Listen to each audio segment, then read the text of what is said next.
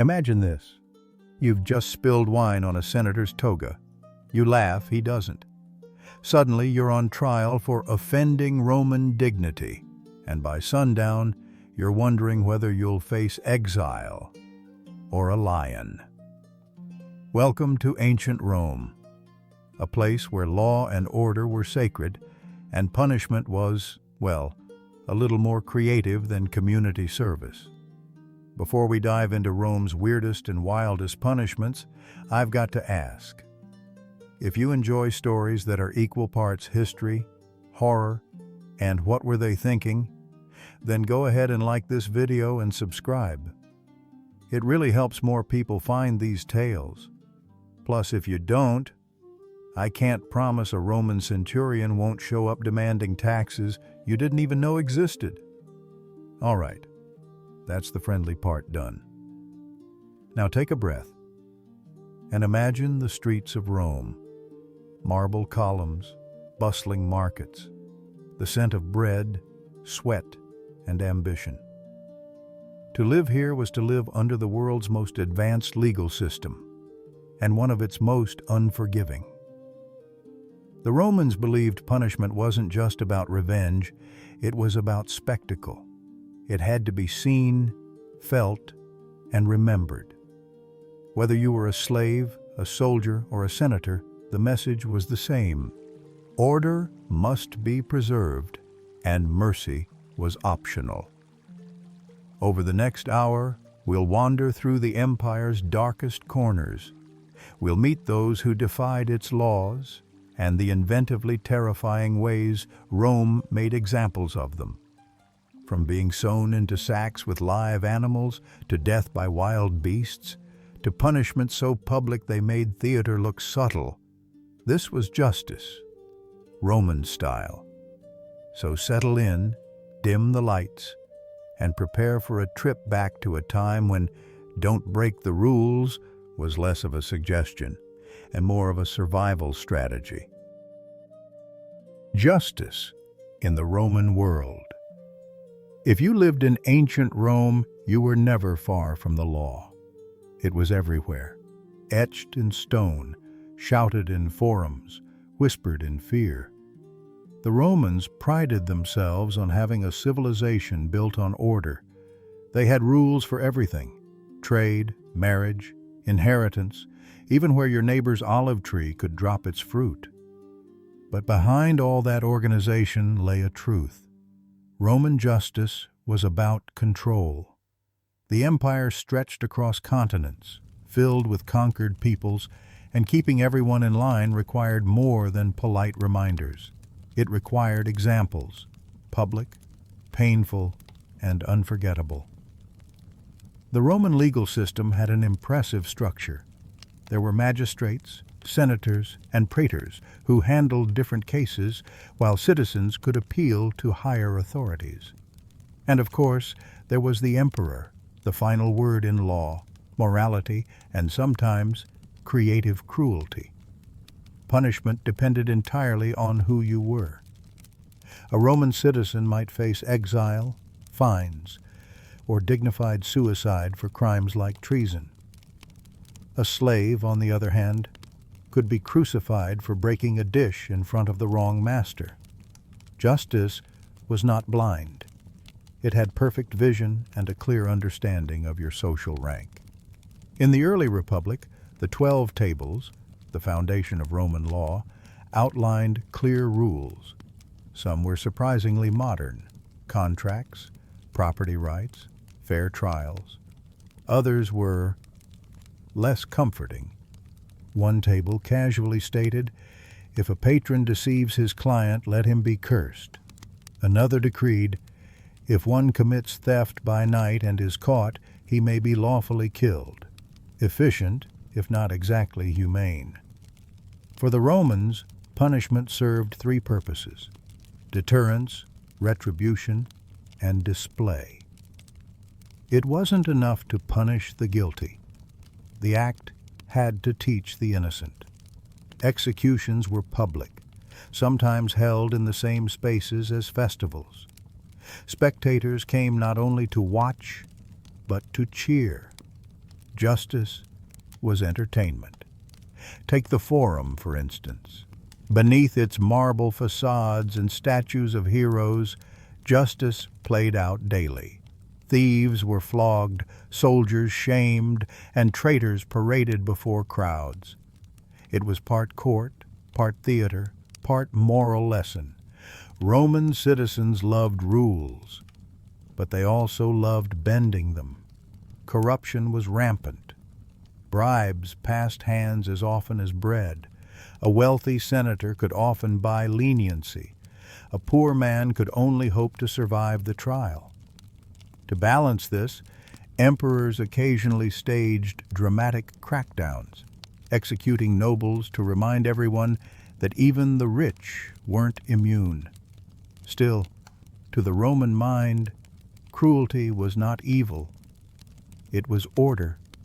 Mercy was weakness, and weakness was dangerous. The empire had grown through discipline, and maintaining it required fear. The lash, the cross, and the arena were all tools of governance, as vital as armies or taxes. And in some cases, punishment became an art form. When a crime shocked the public or offended the gods, the Romans didn't just kill you, they made your death a symbol. They wanted it to be talked about, to echo through the streets, to be remembered for generations, because in Rome, the worst thing wasn't dying, the worst thing was being forgotten. So before we get into the truly bizarre punishments, it's important to remember these weren't random acts of cruelty. To the Romans, they were acts of civilization. Twisted, yes, but deliberate. And speaking of twisted, let's start with one of the strangest punishments ever recorded, the Poena Cullei, the punishment for killing your parents. If you thought modern family dinners were tense, just wait until you hear what Rome did to parricides. The Poena Cullei, death in the sack. Of all the punishments the Romans created, and there were many, the Poena Cullei stands out like a fever dream written by someone who had a personal vendetta against logic. It was the official punishment for one specific crime, parricide, the murder of a parent. To the Romans, this was not just a crime, it was an abomination. The family was sacred, the foundation of society, and to kill your own father or mother was to strike at Rome itself. So naturally, the punishment had to be more than death. It had to be unforgettable. Here's how it worked. If you were convicted of parricide, you weren't just executed. You were sewn into a leather sack, called a culleus, alongside a collection of living animals, a dog, a snake, a monkey, and a rooster. Yes, you heard that correctly. The Romans turned capital punishment into a small, very angry zoo. Once the sack was sealed, you were tossed into the Tiber River or the sea, left to drown, suffocate, or be bitten to death by your unwilling cellmates. The symbolism, of course, was intentional. Each animal represented a moral warning. The dog, loyal yet fierce, symbolized the betrayal of family. The snake stood for deceit, the venom of treachery. The monkey, a parody of man, mocked the criminal's inhumanity. And the rooster represented the endless cycle of time, crowing to mark the death of reason. It sounds absurd now, but to the Romans, it was poetic justice, a way of saying, you've broken the natural order, and now nature itself will devour you. The ritual was carried out with ceremony. The condemned wore wooden shoes and a wolfskin cap, stripped of all symbols of humanity. Priests and magistrates attended, ensuring the punishment wasn't just legal, it was religious. This wasn't mere vengeance, it was cosmic balance. There are recorded cases of this punishment being used as late as the 3rd century CE. One account tells of a man who murdered both his parents. When sentenced, he begged for exile instead. The judge refused, saying exile would be too merciful for one who has destroyed his own home. Of course, as with many Roman customs, there were variations. Sometimes the animals changed. Occasionally a viper replaced the snake, or a cat was substituted for the dog, which probably didn't make the experience any better. It's tempting to think this was purely barbaric, but in its own way, it reflected Roman logic. Killing a parent wasn't just a personal crime. It threatened the entire moral fabric of society. Rome believed the world only functioned when everyone knew their place. Father, son, citizen, slave. Break that chain, and chaos followed. And so, Rome invented a punishment that was both a spectacle and a warning. It told citizens, your life belongs to your family belongs to Rome, and Rome belongs to the gods. Defy that order, and you'll face a fate fit for myth. It's the kind of punishment that feels almost theatrical, and that was precisely the point. Roman justice didn't just remove the guilty, it performed their removal. But as strange as the Poena Cullei sounds, it was far from the only creative execution in Rome's toolbox. Because when the empire needed to make an example of someone, it preferred to do it on the biggest stage possible, under the sun, before a roaring crowd, where justice and entertainment became one. Which brings us to the next chapter, where punishment met performance. Crucifixion and the theater of pain. When people think of Rome's cruelty, they often picture the cross. It wasn't a Roman invention. The Persians and Carthaginians had used it before, but the Romans perfected it. They turned crucifixion into something far more than execution. It was a warning, a billboard of pain stretched against the horizon. The word itself, crucifixio, comes from crux, the cross, and figura, meaning to fix or fasten. That's exactly what it was, fixing a person in place, suspended between earth and sky, in a death that was as public as it was prolonged. Crucifixion was reserved for the worst offenders, slaves, rebels, and enemies of the state. Citizens of Rome were, in theory, spared, unless they really angered an emperor. To hang on the cross was to be stripped not only of life, but of identity. It was designed to erase you before you died. The process began long before the cross itself.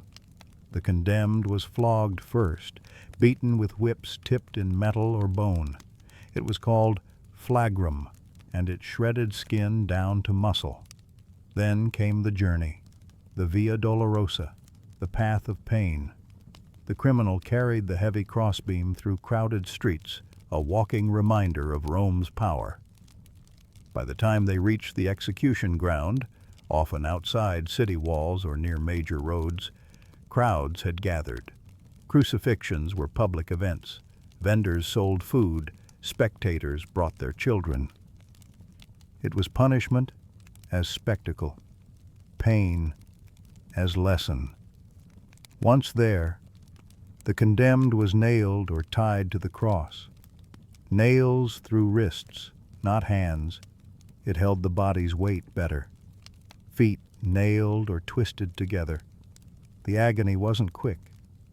It was designed to last hours, sometimes days. Death came slowly, through exhaustion, exposure, and suffocation. The victim's arms, stretched wide, made breathing a labor. Each inhale required lifting the body against the nails. Eventually, muscles failed. The condemned asphyxiated. The Romans called it the ultimate deterrent. Crucifixion wasn't just punishment. It was performance. The message was simple. This is what happens when you challenge Rome. Rebellion, treason, desertion. The cross awaited. The most infamous mass crucifixion came after the Spartacus slave revolt in 71 BCE. When the rebellion was crushed, the general Crassus ordered 6,000 men crucified along the Appian Way, the main road leading into Rome. Mile after mile of crosses lined the horizon, a forest of suffering meant to terrify anyone who even thought about rebellion. But the Romans weren't purely sadistic. In their minds, this was justice with purpose. Public punishment reminded everyone that law and order were divine gifts, not privileges. The empire thrived because its citizens obeyed. Those who didn't became cautionary tales. Even emperors used the cross as propaganda. When they crucified criminals, it showed their strength. When they granted mercy, rare as it was, it displayed their godlike power to spare. Rome's cruelty, after all, was measured and deliberate. Crucifixion became so symbolic that later generations, especially under Christianity, saw it as the ultimate act of suffering and redemption. Ironically, the same instrument Rome used to terrify the world became one of the most enduring symbols of faith and forgiveness. But back in its time, the cross stood for one message above all others: defy the empire, and your pain becomes public property. Still, crucifixion was just one form of theater, because when Rome truly wanted to turn death into entertainment, it moved the show into the arena. And there, justice met its most dramatic form: men versus beasts, guilt versus survival, morality versus the roar of the crowd. Damnatio at Bestias, death by wild beasts. If crucifixion was meant to terrify, damnatio at Bestias, condemnation to the beasts, was meant to entertain. It's hard to imagine today, but in ancient Rome, punishment was often a public event, complete with music, vendors, and applause. The arena was where justice met theater, and sometimes the line between the two vanished entirely. The phrase damnatio ad bestias literally meant being sentenced to die at the claws, fangs, or horns of wild animals. It began as a punishment for serious crimes: treason, desertion, murder. But over time, it became a tool for spectacle. And Rome, as it happened, loved a good spectacle. Imagine standing in the Colosseum on a hot afternoon. The crowd buzzes with anticipation. Sunlight glints off thousands of bronze helmets.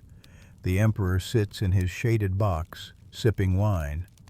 A trumpet sounds, a gate creaks open, and from the shadows a lion steps out, mane gleaming like gold, jaws dripping. Then the condemned appear, prisoners, slaves, or Christians accused of defying the gods. Some are armed with wooden swords, others with nothing at all. The crowd roars, the animals are released. The rest is noise and blood. To us, it sounds barbaric. To the Romans, it was civic duty and public morality. The games weren't just for fun. They reminded people of Rome's dominance over nature, over enemies, and over death itself. The beasts came from every corner of the empire. Lions from Africa, bears from the Alps, leopards from Persia, crocodiles from the Nile. Rome's appetite for animals was so enormous that entire provinces were stripped of their wildlife just to fill the arenas. And the deaths themselves were ritualized. Sometimes they reenacted myths. A man dressed as Orpheus might be torn apart by bears, or someone playing Icarus might be hurled from a high platform to symbolize his fall. It was theater with real consequences. In some shows, condemned criminals were tied to stakes and smeared with blood or honey to attract the animals. Others were dressed as characters from stories, forced to perform their role before dying. The message was clear. Even myth bowed to Rome. Of course, not all executions went smoothly. There are accounts of lions refusing to attack, standing quietly while the crowd jeered. In those moments, the spectators saw something that must have felt strange: mercy from beasts, when none came from men. The Damnatio ad Bestias reached its peak under emperors like Trajan and Commodus. Trajan once held games lasting 123 days, with thousands of animals killed. Commodus, ever the showman, fancied himself a gladiator and personally entered the arena, slaying beasts, or rather heavily sedated ones, for applause. The irony was that Rome called these events justice. In truth, they were both celebration and warning. By watching others die, citizens were reminded of the order that kept their world intact. The blood in the sand wasn't just punishment, it was the price of peace. When Christianity spread, the arena's meaning began to change. Martyrs faced lions with prayers instead of pleas. Their calm defiance made the crowds uneasy. Over time, their deaths became stories of faith rather than defeat, and the arena's moral power began to crumble. Eventually, the games faded, the animals grew scarce, and Rome itself weakened. But the phrase Damnatio ad Bestias survived, a reminder of the empire's obsession with control, spectacle, and the strange human urge to turn suffering into art. Because in Rome, justice wasn't just about the law, it was about the show. And as long as the crowd kept cheering, mercy never stood a chance. Scaphism and other exotic terrors. If there's one thing the Romans admired almost as much as conquest, it was innovation. And that extended, disturbingly, to how they punished people.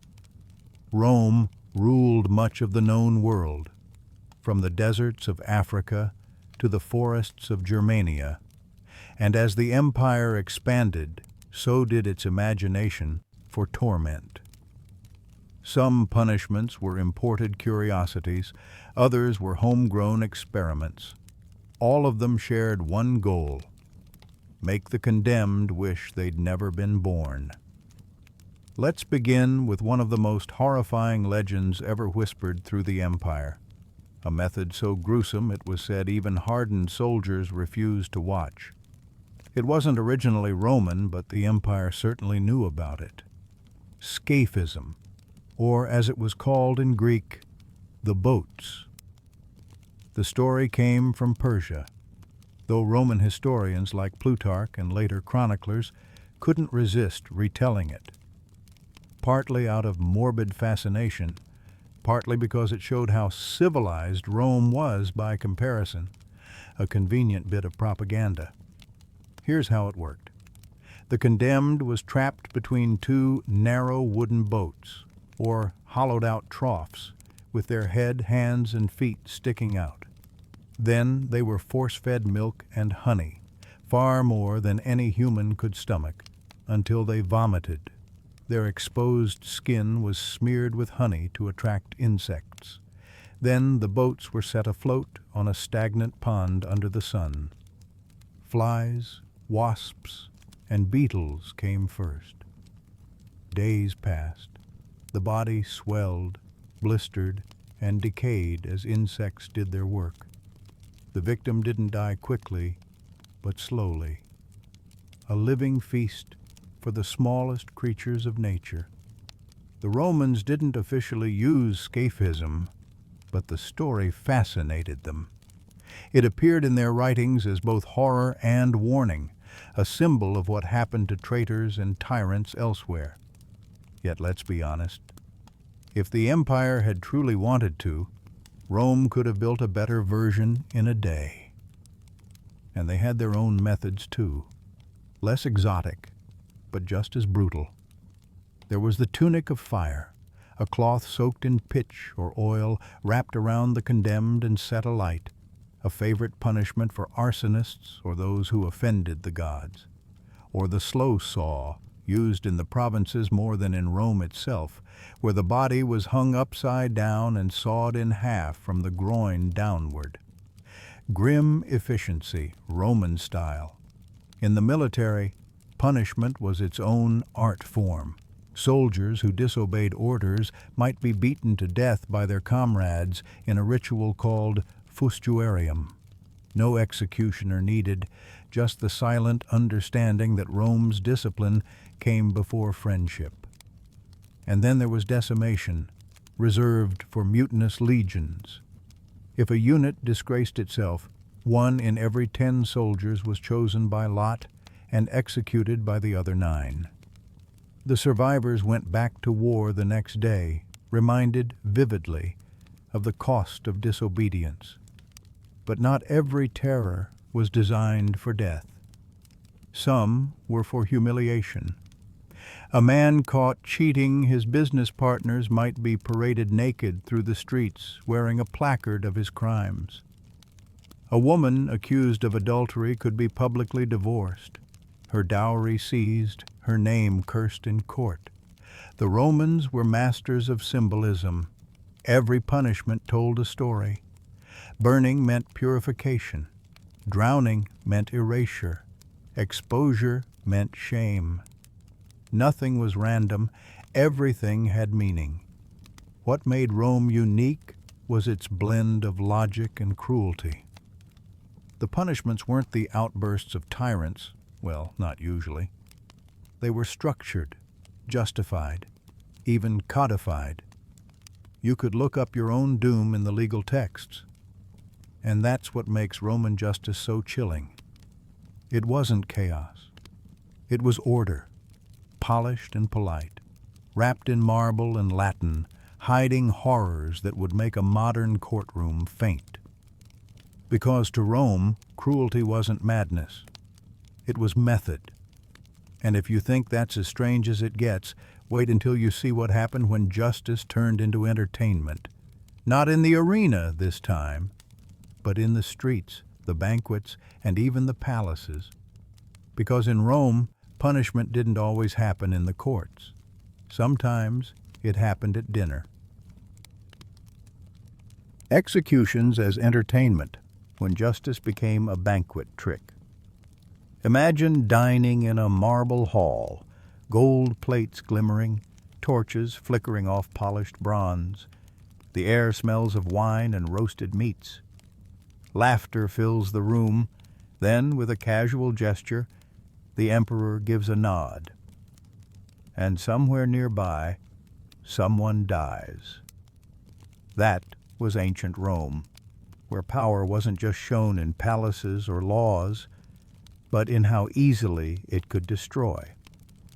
We like to picture Rome as elegant, togas, statues, philosophers debating virtue. But beneath that polish, the upper classes had a fascination with death that bordered on entertainment. Punishment wasn't just justice. It was a performance art, and the elite had front-row seats. Take Emperor Nero, for instance, a man whose hobbies included music, poetry, and, unfortunately, executing people in creative ways between performances. He once hosted a garden party where convicted criminals were tied to stakes and set alight to illuminate the night. Yes, human torches for mood lighting. Nothing says festive atmosphere quite like the screams of the condemned. To Nero, cruelty wasn't madness, it was theater. He was said to stroll among the flames, humming softly, admiring his own sense of stagecraft. He called it art. The senators called it a Tuesday. But Nero wasn't alone. Other emperors found their own ways to mix death and dinner. Caligula, for example, had an impressive talent for turning boredom into bloodshed. He once threw an entire section of the arena audience to the beasts, simply because there weren't enough criminals to kill that day, and he didn't want the lions to go hungry. At banquets, Caligula occasionally ordered executions mid-meal, claiming it improved his appetite. "Let them be killed," he'd say, waving a hand between courses. It was cruelty as convenience, as easy as ordering dessert. Then there was Domitian, who loved fear more than food. He once invited a group of guests to a mysterious dinner. The walls were black, the lighting dim, the servants silent. Each guest found at their seat a tombstone inscribed with their own name. As they trembled, thinking they'd been marked for death, Domitian burst into laughter and declared it all a joke, ancient Rome's version of a prank dinner, except, with funerary decor. These acts might sound like madness, but they reflected something deeper in Roman culture, the normalization of violence. Death was everywhere. In the streets, the courts, the amphitheater. For the elite, the difference between punishment and pleasure blurred until there was none. Public executions had already made death a civic event. Private ones turned it into luxury entertainment. To be able to kill or to watch without consequence was the ultimate expression of power. And it wasn't only emperors. Wealthy citizens sometimes held mock gladiatorial games in their gardens, using slaves or prisoners. Guests would applaud between bites of roasted peacock. Conversation topics included politics, scandal, and who would die next. It sounds monstrous now, but in Roman eyes, this was civilization at its peak. Violence was order. Blood was proof that Rome's hierarchy worked. And if mercy occasionally appeared, a pardon from the emperor, a life spared for show, it was seen not as kindness, but as another performance. By the end of the empire, even the crowds were desensitized. Death had become background noise, part of daily life. The audience didn't gasp anymore. They judged style. When Rome fell, it wasn't the cruelty that disappeared first, but the interest. The empire that once used execution as entertainment had finally grown tired of its own show. But for centuries, the message remained the same. In Rome, the power to punish wasn't about justice. It was about spectacle. And who had the privilege of watching? Poison, betrayal, and punishing the elite. If Rome had one thing more dangerous than lions or crosses, it was politics. For all their obsession with law and order, the Romans also loved intrigue. Schemes, whispers, and betrayals played out in the marble halls of the Senate. To rise in power often meant stepping over someone else's career or corpse. But here's the catch. The higher your status, the more creative your punishment had to be. Crucifixion was for slaves and rebels. The nobility, however, demanded something with dignity, something cleaner, quieter, preferably with a dash of irony. For Rome's upper class, punishment was rarely a public spectacle. It was a performance of shame and subtle terror. A senator who betrayed an emperor wouldn't be dragged into the streets. He'd be politely informed that he was expected to take his own life. It was called noble suicide. The message went like this: the emperor, in his mercy, allows you to die by your own hand. In other words, do it yourself, or we'll do it for you. This wasn't just cruelty, it was ceremony. The condemned would bathe, dress in clean robes, and share one final meal with family. Sometimes a scribe would record his last words, to be read later as moral lessons or warnings to others. Then, calmly and with dignity, he would open his veins in a warm bath, allowing the blood to flow slowly away. The most famous case was Seneca the Younger, philosopher, playwright, and once tutor to Emperor Nero. Seneca had served faithfully for years, but eventually fell out of favor, mainly for being too clever for his own good. When accused of conspiring against the emperor, Nero offered him the honor of self-execution. Seneca didn't scream or plead. He gave a short speech on the brevity of life, then calmly slit his wrists, remarking that death, like philosophy, should be approached with composure. The Stoics admired him. Nero probably admired himself. This was the Roman ideal of civilized punishment, pain wrapped in poise.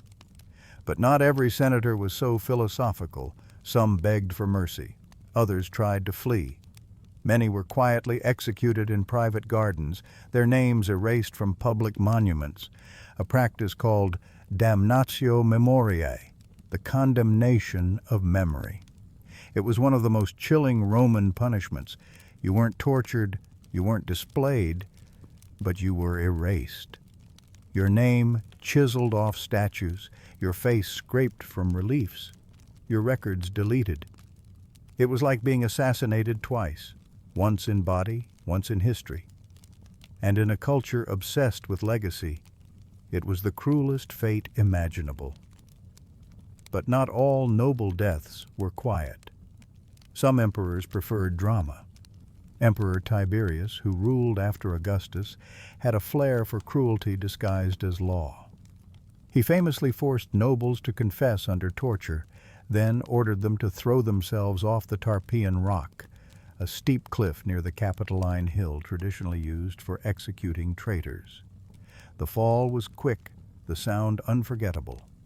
Under Caligula, the line between execution and comedy blurred. He reportedly invited senators to banquets where the evening's surprise entertainment was the decapitation of one of their colleagues. No one ever left his table early. And then came Nero again, Rome's most theatrical emperor. When he suspected conspiracies, he staged them himself, writing the accusations as if they were parts in a play. Those condemned were given just enough time to deliver their final monologue before dying. One historian dryly noted, "Nero loved tragedy, and if he could not find one, he would make one." For women of high status, the punishments were no less symbolic. An adulterous noblewoman might be exiled to a barren island, her dowry confiscated, her name publicly cursed. Some were forced to take vows of chastity in temples as living warnings against moral decay. For a Roman matron, social exile could sting worse than death. Poison, too, was a favorite among the elite, both as a weapon and as a fear. The Romans were obsessed with it. There were professional poisoners, antidote sellers, and even poison consultants in the imperial court. The line between dinner party and assassination was razor thin. In 331 BCE, so many Roman noblewomen were accused of poisoning their husbands that an entire investigation, known as the Case of the Matrons, ended with dozens forced to drink their own mixtures as proof of innocence. None survived. Later emperors turned poison into political theater. Claudius, who ruled before Nero, famously died from a poisoned dish of mushrooms, served, historians say, by his wife Agrippina.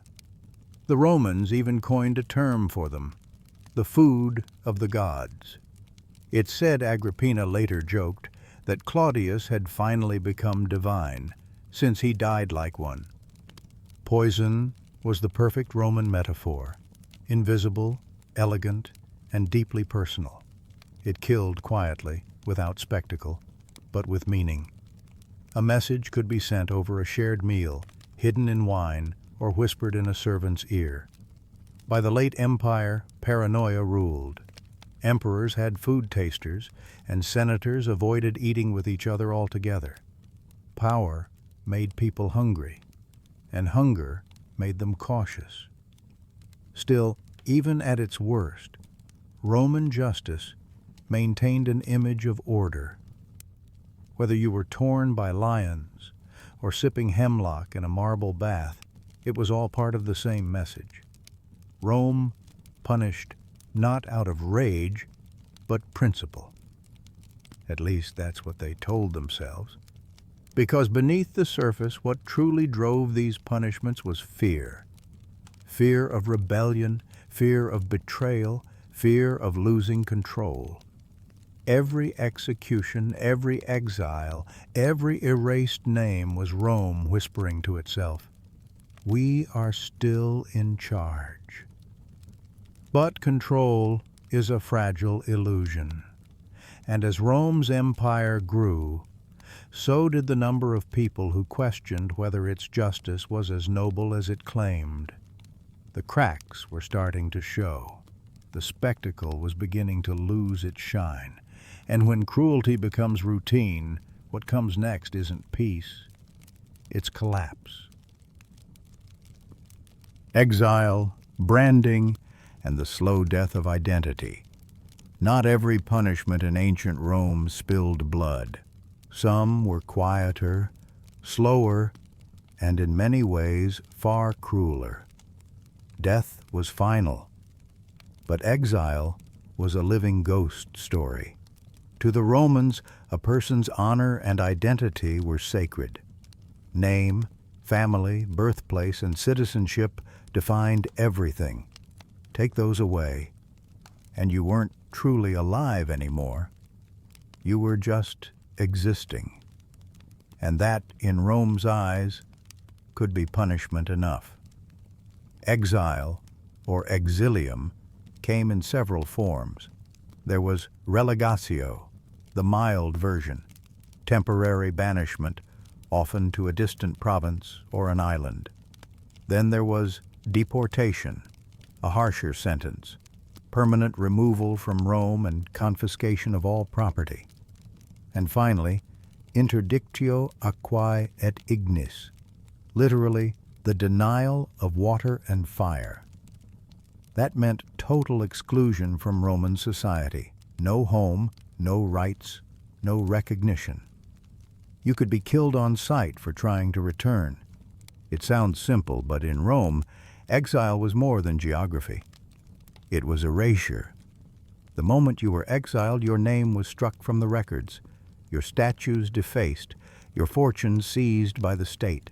Your friends distanced themselves instantly. Even writing to you could be considered treasonous.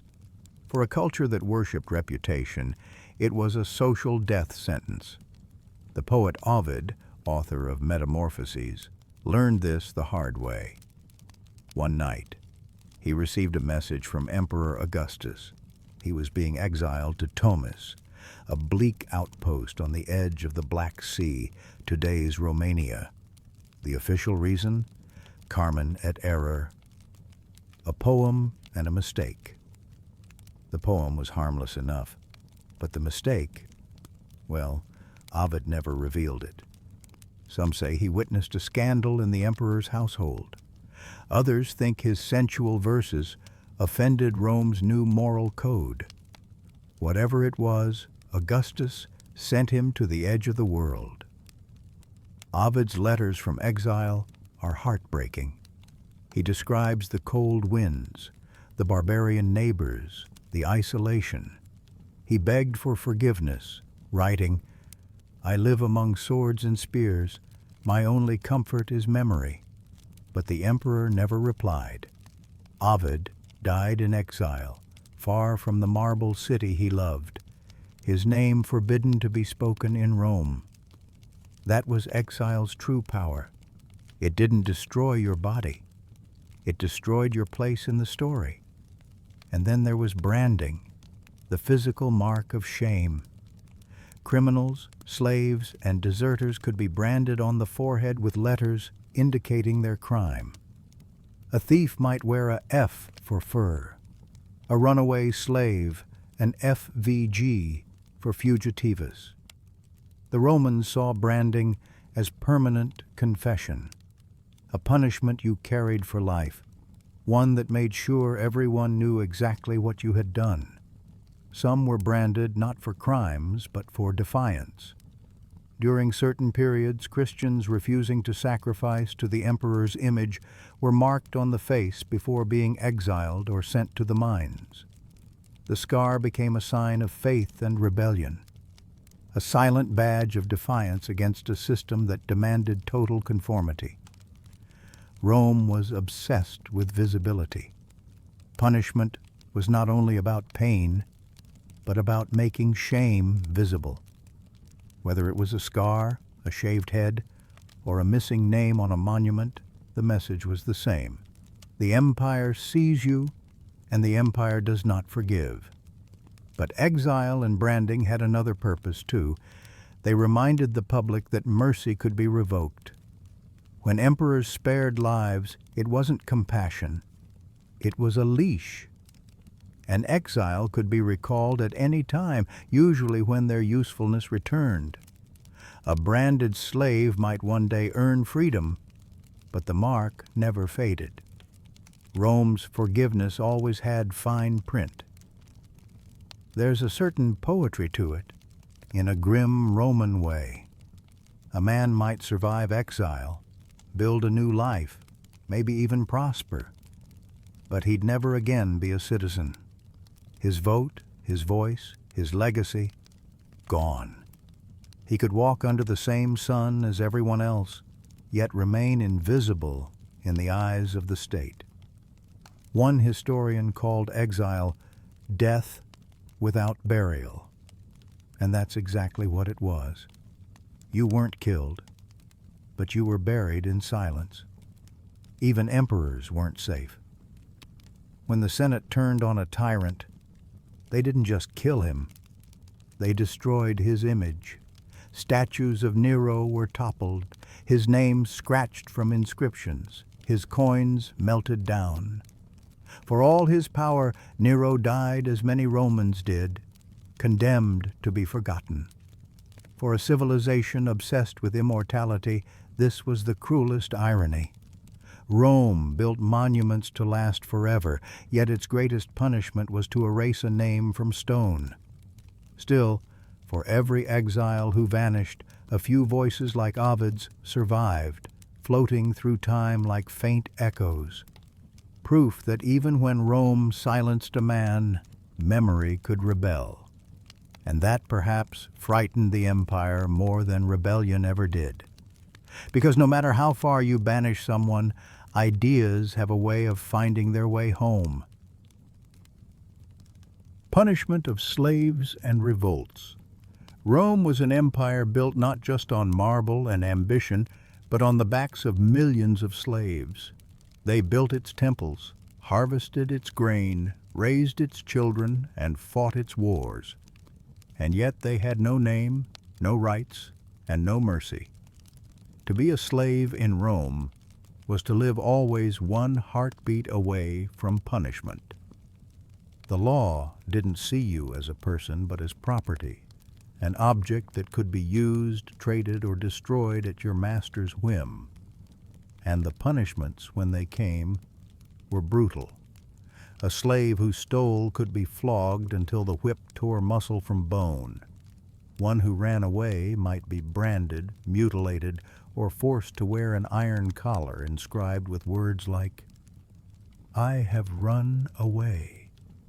Catch me and return me to my master."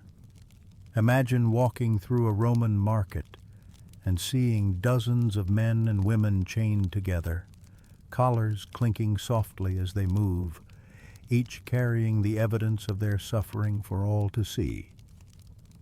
Rome was a city of marble, yes, but beneath it was a city of chains.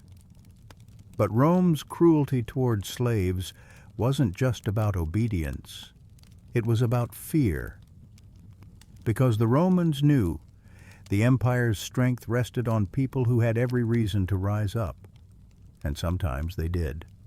The most famous rebellion came in 73 BCE, led by a man named Spartacus, a Thracian gladiator who turned the tools of entertainment into weapons of war. He and 70 of his fellow slaves escaped from a gladiator school in Capua, arming themselves with kitchen knives and stolen swords. Soon their ranks swelled into tens of thousands, runaway slaves, desperate farmers, disillusioned soldiers. They marched across Italy, defeating Roman legions again and again. For 2 years, the Republic trembled. To Rome's elite, Spartacus wasn't just a rebel. He was an omen, proof that the system they depended on could be turned against them. The Senate sent army after army, and still he won. Until finally, the general Crassus cornered him in the south. When Spartacus fell in battle, his body was never found. But his defeat marked one of the bloodiest retributions in Roman history. Crassus ordered that 6,000 captured slaves be crucified along the Appian Way, the main road stretching from Capua to Rome. Mile after mile of crosses lined the horizon, an unbroken forest of agony. Travelers for months afterward described the stench, the silence, the carrion birds. No one ever mistook mercy for weakness again. To Rome, this was the price of peace. The crosses weren't just punishment, they were policy. A message carved into the flesh of thousands. This is what happens when property forgets its place. Even after the Republic fell and emperors ruled, the fear of revolt never disappeared. Slave uprisings erupted in Sicily, in Gaul, in the mines of Spain. Each was crushed brutally, often with entire communities executed to make examples. Yet despite the cruelty, rebellion was inevitable. How could it not be? A system built on suffering must always fear its own reflection. The Romans told themselves they were civilized. They had laws, philosophy, architecture. They believed the gods favored them. But the truth was simpler and uglier. Their civilization was balanced on a knife edge, one slave revolt away from collapse, and they knew it. Some philosophers like Seneca and Epictetus, who had once been slaves themselves, began to question Rome's morality. Seneca wrote, "They are slaves? No, they are men. If you think them beneath you, then your arrogance is the greater bondage." But the system didn't change. For every philosopher who preached compassion, 10 politicians tightened the chains. Slave punishment was also used as entertainment, executed in arenas, forced to fight, or thrown to beasts in the name of justice. A slave who killed his master, even accidentally, doomed not just himself, but everyone in his household. Roman law decreed that if a master was murdered, all his slaves were to be executed, regardless of guilt. The logic? Better to kill the innocent than to risk sparing the guilty. One case in 61 CE shocked even the citizens of Rome. A wealthy senator named Lucius Pedanius Secundus was killed by one of his slaves. By law, every one of his 400 slaves had to die. Crowds gathered outside the Senate, pleading for mercy. But the senators voted to uphold tradition. The executions went ahead. Men, women, and children were slaughtered together, not for what they'd done, but for what they represented. Order, fear, control. These were Rome's true gods, worshipped with blood instead of prayer. Over time, the sheer scale of this cruelty began to erode the empire's soul. Even the upper classes started to whisper that perhaps Rome had gone too far, that an empire so afraid of its own slaves could not call itself free. But Rome couldn't stop. It had built itself on dominance, and dominance must always be maintained. Mercy was dangerous, empathy subversive. And so the crosses kept rising, The chains kept clinking, the punishments kept coming, until, one day, the empire itself became the condemned, torn apart by greed, rebellion, and decay. It's a haunting irony that the same system of control Rome used to keep others down eventually consumed itself. The masters became prisoners of their own cruelty, and when the last emperor fell, perhaps the ghosts of Spartacus and his followers finally smiled, not out of vengeance, but because history had at last remembered them. Moral crimes and the wrath of the gods. By the height of the Roman Empire, justice had become a performance, part law, part religion, part theater. But there was one area where it became something else entirely: moral control. Rome wasn't only concerned with crimes of blood or treason, it wanted to control behavior, to shape thought and virtue. The empire didn't just punish what you did, it punished who you were and what the gods might think of it. And that made for some of the strangest and sometimes most absurd punishments in all of history. Let's start with adultery. Today it's a private scandal, but in Rome it was a state crime. Under Emperor Augustus, who prided himself on restoring traditional values, adultery became a legal offense. He believed the moral decay of the elite was weakening the empire. And what better way to fix it than to legislate fidelity? The punishment for women caught cheating was exile, often to desolate islands where survival was questionable. Their lovers were sometimes executed, sometimes banished, depending on their rank. A man could even kill his wife's lover on the spot if he caught them in the act, provided both were of appropriate social status. If the lover was of lower class, that privilege didn't apply. Yes, even morality had paperwork. Ironically, Augustus's own daughter Julia became one of the most famous victims of his new law.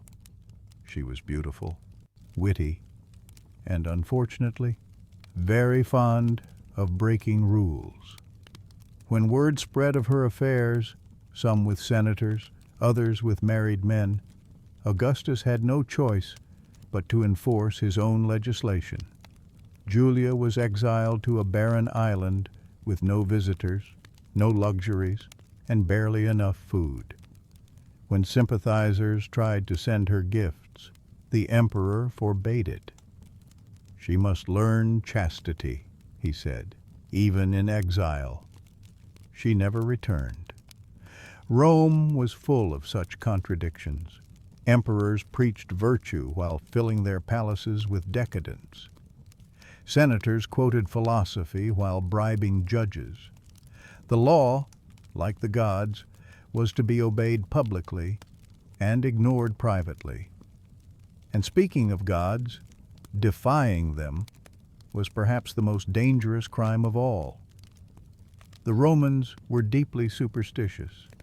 Every crack of thunder, every eclipse, every bad harvest could be read as divine displeasure. When something went wrong, a military defeat, a plague, a flood, someone had to be blamed. That's how entire groups ended up punished not for crimes, but for omens.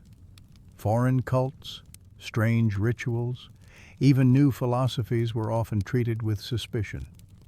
The Senate once banned the worship of Bacchus, god of wine and ecstasy, claiming his festivals led to chaos. Thousands of followers were rounded up and executed in what became known as the Bacchanalian affair.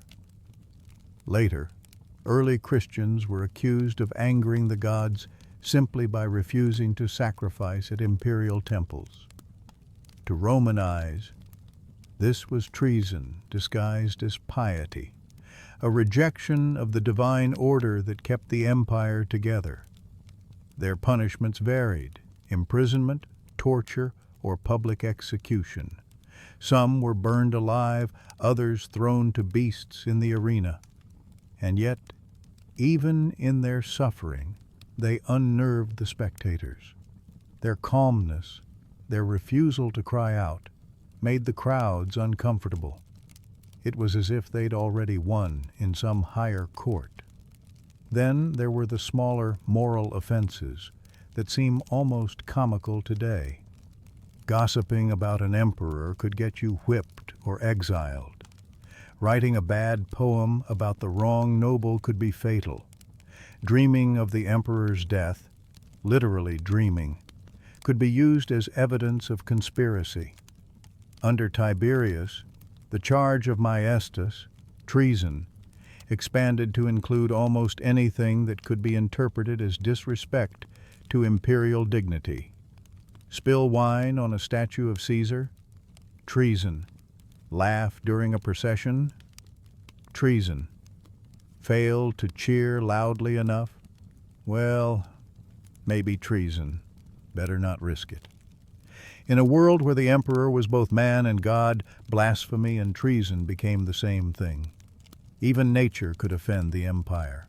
Bad omens were met with rituals, sacrifices, purification ceremonies, sometimes even executions. If lightning struck a temple, priests were punished for neglecting their duties. If a statue fell, entire cities could be fined. The logic was simple. The gods don't make mistakes. People do. The Romans lived in a constant dialogue between fear and faith. To please the gods was to keep the world balanced. To anger them was to risk everything. That belief was both beautiful and terrifying. And as the centuries passed, the line between justice and superstition blurred until there was no distinction. A court case might start with evidence and end with an omen. A trial might be decided not by witnesses, but by the color of a sacrificed animal's liver. The empire that had once prided itself on reason and law slowly surrendered to paranoia and ritual. The very civilization that codified law into the 12 tables ended by trusting thunder more than testimony. Yet there's something deeply human about it, isn't there? The fear of disorder, the urge to find meaning in chaos, the belief that if we just punish the right person, the world will make sense again. That's what Roman justice really was, not cruelty for cruelty's sake, but an endless attempt to keep a chaotic world under control. And when the empire finally fell centuries later, its punishments didn't vanish. They evolved. The spectacle lived on in medieval torture, in public hangings, in our fascination with punishment itself. Maybe that's why we still tell these stories, not just to recoil from them, but to understand the strange part of ourselves that finds order in other people's pain. In the end, Rome's punishments tell us more about fear than law. Fear of chaos, fear of disobedience, fear of what happens when the crowd stops believing.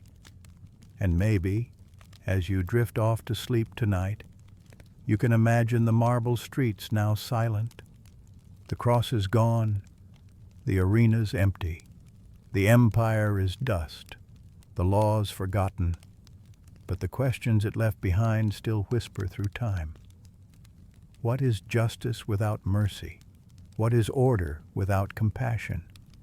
And how far will we go to keep the gods or ourselves from losing control? The Empire of Shadows. And so our journey through ancient Rome's punishments comes to an end. From the roar of the Colosseum to the silence of exile, from the crack of the whip to the hush of the Senate's decree, we have walked through an empire that believed justice was not only law, but theater. The Romans saw order as sacred, power as divine, and punishment as the thread that stitched their civilization together. Every execution, every exile, every erased name told the same story, that Rome ruled not just the world, but fear itself. Yet now, all of it is dust.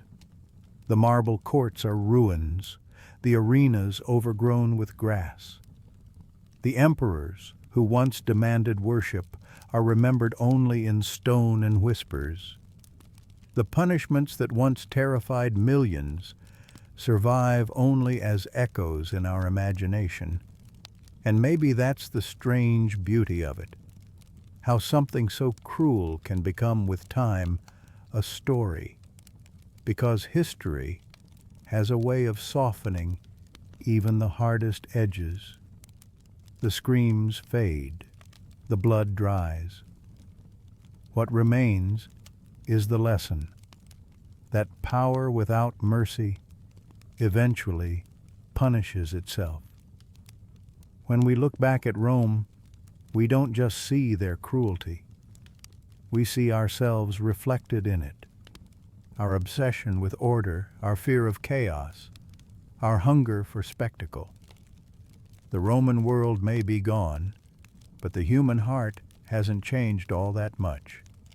So as you close your eyes and let the past slip away, imagine the city at night. The torches burn low. The streets are quiet. Somewhere, perhaps, the ghost of a senator still debates with the ghost of a slave, arguing about justice beneath a crumbling arch. And in that silence, Rome finally feels peaceful. No trials, no crowds, no fear. Just the soft sound of wind through stone. The empire's last breath whispering to anyone who listens, all empires fall, but the stories remain. Sleep well, traveler of time. May your dreams be kinder than Rome's justice ever was.